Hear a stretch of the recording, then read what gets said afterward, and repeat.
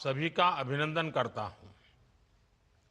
इससे पहले technology, reforms और इकोनॉमिक ग्रोथ जैसे अहम विषयों पर 2 वेबिनार हो चुके हैं। आज रूरल इकोनॉमी और एग्रीकल्चर जैसे अहम सेक्टर पर चर्चा हो रही है। आप सभी ने बजट निर्माण में अपने मूल्यवान सुझावों से बहुत सहयोग दिया और आपने देखा होगा बजट में आप सबके सुझाव रिफ्लेक्ट हो रहे हैं, बहुत काम आए हैं। लेकिन अब बजट आ चुका है। अब बजट के बाद उसके फुल पोटेंशियल का लाभ देश को मिले, इस दिशा में भी आपका अनुभव, आपके सुझाव और सरल तरीके से बजट का सर्वाधिक लोगों को लाभ हो, बजट का पाई पाई पैसा जिस हेतु से दिया गया है उसको परिपूर्ण कैसे करें, जल्द से जल्द कैसे करें, आपके सुझाव ये वेबिनार के लिए बहुत अहम है। साथियों, आप सभी जानते हैं कृषि, एग्रीकल्चर, विश्वकर्मा, ये सब हमारी अर्थव्यवस्था का मुख्य आधार है।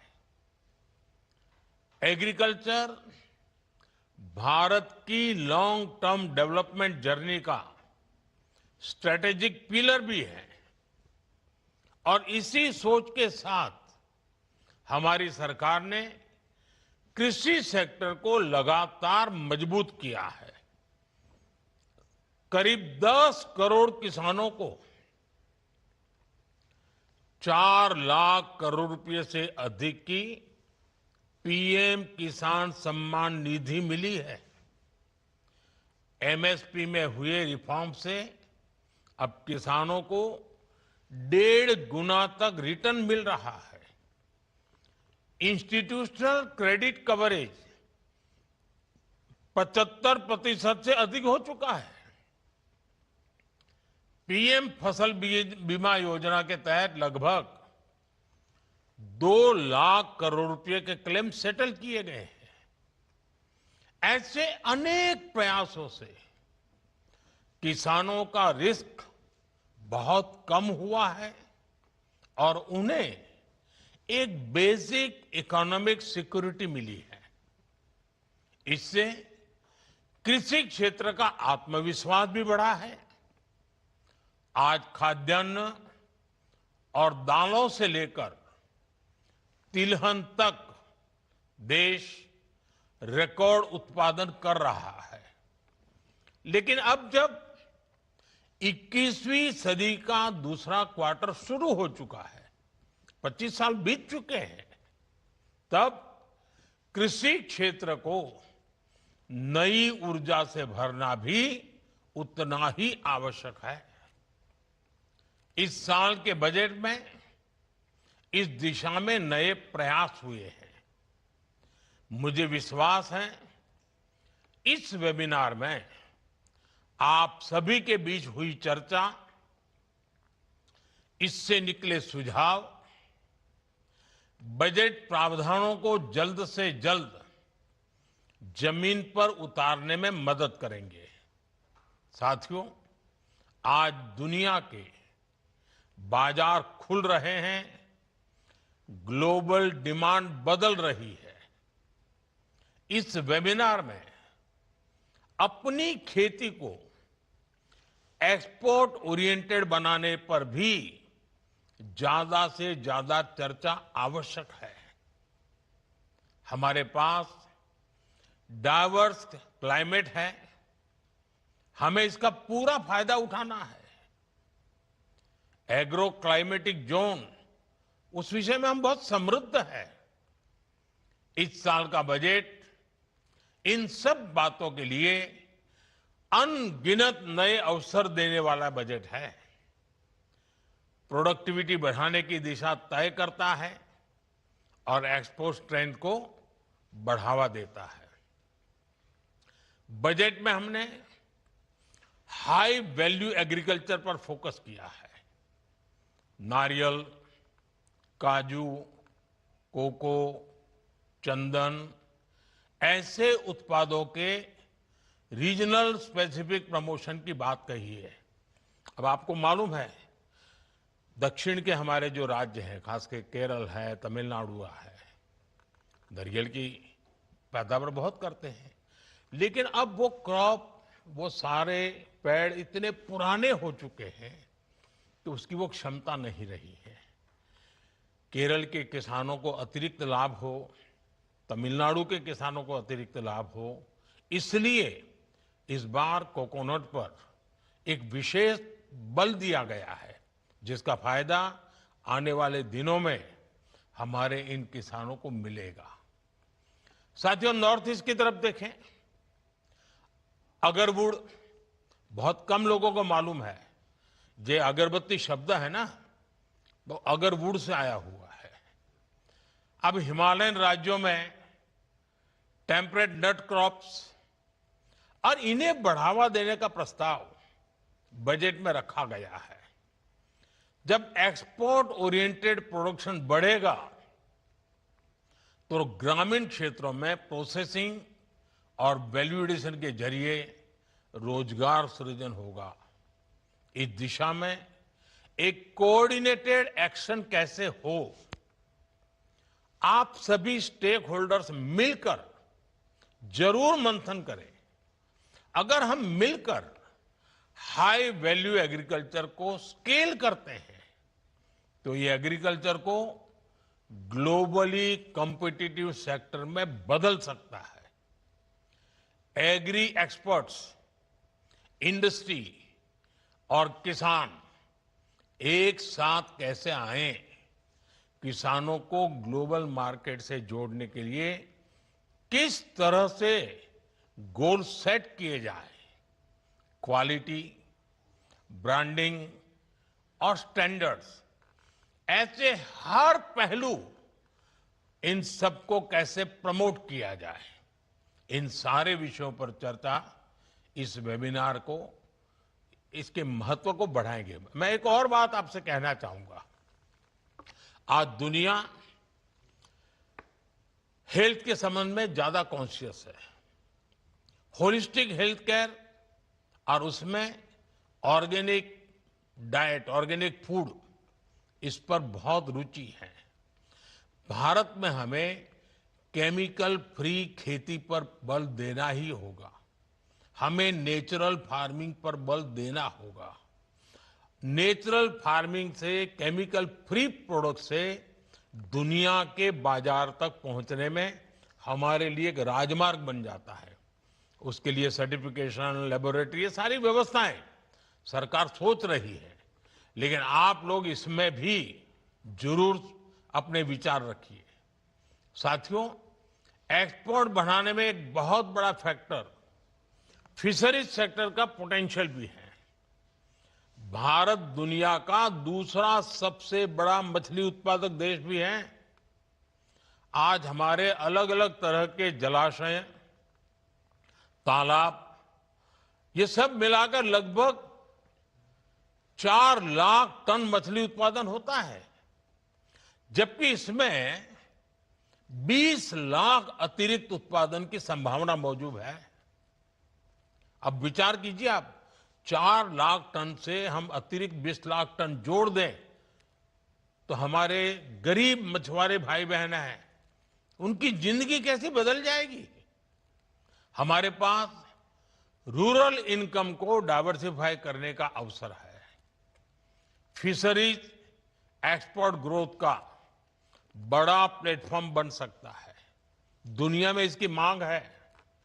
इस वेबिनार से अगर बहुत ही प्रैक्टिकल सुझाव निकलते हैं तो कैसे रिजर्वायर, उसके पोटेंशियल की सटीक मैपिंग की जाए, कैसे क्लस्टर प्लानिंग की जाए, कैसे फिशरीज डिपार्टमेंट और लोकल कम्युनिटी के बीच मजबूत कोऑर्डिनेशन हो तो बहुत ही उत्तम होगा।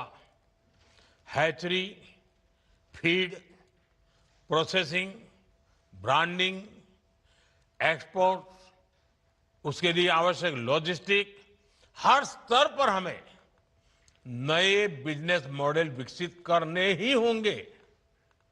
ये रूरल प्रॉस्पेरिटी, ग्रामीण समृद्धि के लिए वहां की high value, high impact factor के रूप में परिवर्तित करने का एक अवसर है हमारे लिए। और इस दिशा में भी हम सबको मिलकर काम करना है। और आप आज जो मंथन करेंगे उसके लिए, उस कार्य के लिए रास्ता बनेगा। साथियों, पशुपालन सेक्टर ग्रामीण इकोनॉमी का हाई ग्रोथ पिलर है। भारत आज दुनिया का सबसे बड़ा मिल्क प्रोड्यूसर है। एग्स प्रोडक्शन में हम दूसरे स्थान पर हैं। हमें इसे और आगे ले जाने के लिए ब्रीडिंग क्वालिटी, डिजीज प्रिवेंशन और साइंटिफिक मैनेजमेंट पर फोकस करना होगा। एक और अहम विषय पशुधन के स्वास्थ्य का भी है। मैं जब वन अर्थ वन हेल्थ की बात करता हूं तो उसमें पौधा हो या पशु, सबके स्वास्थ्य की बात शामिल है। भारत अब वैक्सीन उत्पादन में आत्मनिर्भर है। फूट एंड माउथ डिजीज, उससे पशुओं को बचाने के लिए 125 करोड़ से अधिक डोज पशुओं को लगाई जा चुकी है। राष्ट्रीय गोकुल मिशन के तहत टेक्नोलॉजी का विस्तार किया जा रहा है। हमारी सरकार में अब पशुपालन क्षेत्र के किसानों को किसान क्रेडिट कार्ड का भी लाभ मिल रहा है। निजी निवेश को प्रोत्साहित करने के लिए animal husbandry infrastructure development fund की शुरुआत भी की गई है। और आपको एक पता है, हम लोगों ने गोवर्धन योजना लागू की है। गांव के पशुओं से निकलना वाला मलमूत्र है, गांव का जो वेस्ट है, कूड़ा कचरा है, हम गोवर्धन योजना में इसका उपयोग करके गांव भी स्वच्छ रख सकते हैं। दूध से आय होती है, गोबर से भी आय हो सकती है। और एनर्जी सिक्योरिटी की दिशा में, गैस सप्लाई में भी ये गोवर्धन बहुत बड़ा योगदान दे सकता है। ये मल्टीपर्पज बेनिफिट वाला काम है और गांव के लिए बहुत उपयोगी है। मैं चाहूंगा कि सभी राज्य सरकारें इसको प्राथमिकता दे, उसको आगे बढ़ाएं। साथियों, हमने पिछले अनुभवों से समझा है कि केवल एक ही फसल पर टिके रखना किसान के लिए जोखिम भरा है। इससे आय के विकल्प भी सीमित हो जाते हैं। इसलिए हम क्रॉप डाइवर्सिफिकेशन पर फोकस कर रहे हैं। इसके अलावा national mission on edible oils and pulses, national mission on natural farming, ये सभी एग्रीकल्चर सेक्टर की ताकत बढ़ा रहा है। साथियों, आप भी जानते हैं एग्रीकल्चर स्टेट सब्जेक्ट है। राज्यों का भी एक बड़ा एग्रीकल्चर बजट होता है। हमें राज्यों को भी निरंतर प्रेरित करता है कि वो अपना दायित्व निभाने में हम उनको कैसे मददरूप हो, हमारे सुझाव उनको कैसे काम आए। राज्य का भी एक एक पैसा जो गांव के लिए, किसान के लिए तय हुआ है, वो सही उपयोग हो। हमें बजट प्रावधानों को जिला स्तर तक मजबूत करना होगा। तभी नई पॉलिसीज का ज्यादा से ज्यादा फायदा उठाया जा सकता है।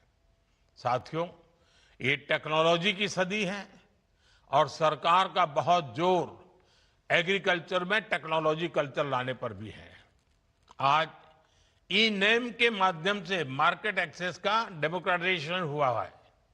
सरकार एग्रीस्टेक के जरिए, एग्रीकल्चर के जरिए डिजिटल पब्लिक इंफ्रास्ट्रक्चर विकसित कर रही है।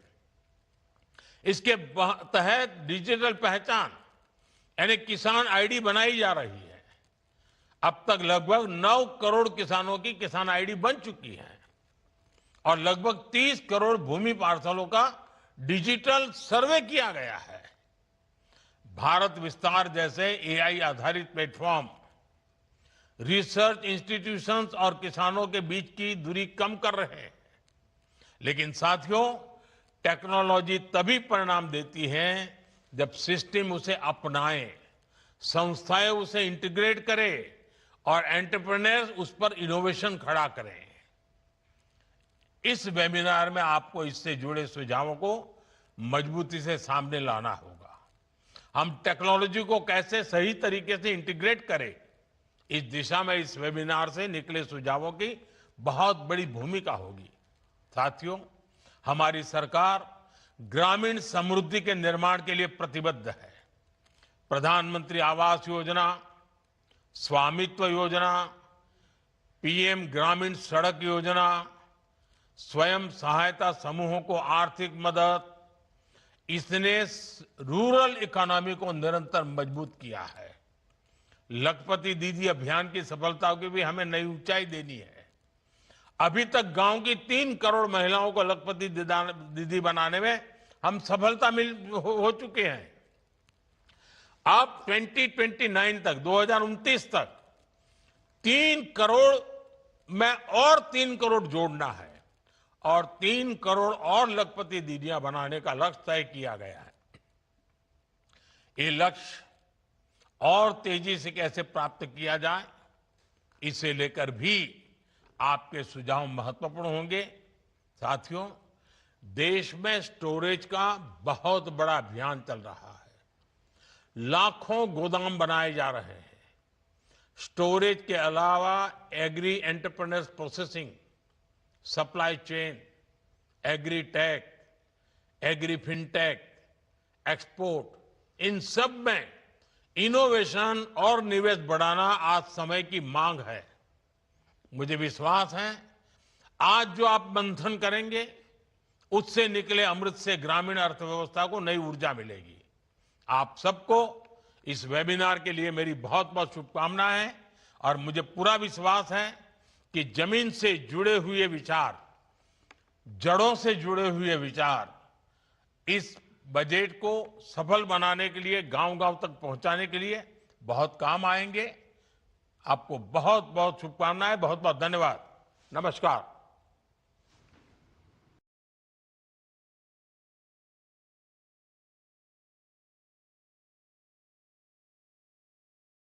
इंस्टीट्यूशनल क्रेडिट कवरेज 75% से अधिक हो चुका है। पीएम फसल बीमा योजना के तहत लगभग